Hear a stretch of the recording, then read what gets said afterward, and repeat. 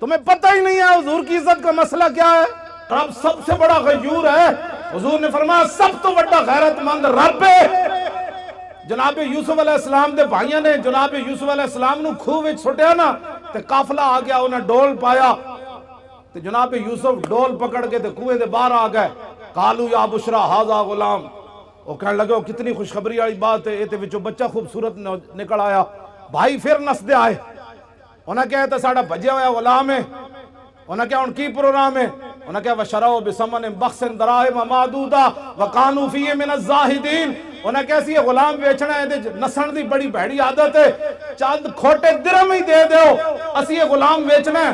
جناب یوسف دی قیمت لگی بازار مصر وچ. سورہ یوسف پڑھ کے دسو قوم نو کہ جناب یوسف دی صرف قیمت پئی ہے بازار وچ. رب 7 سال قات لے آیا مصر وچ, 7 سال قات سالی آ گئی. دودھ پیندا بچہ بھی جدو جناب یوسف دے پیراں چ وکیا نہیں سی نا,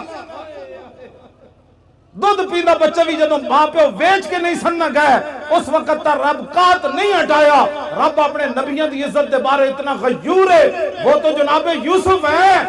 اور امام الانبیاء کی بات تو ہے ہی نرالی.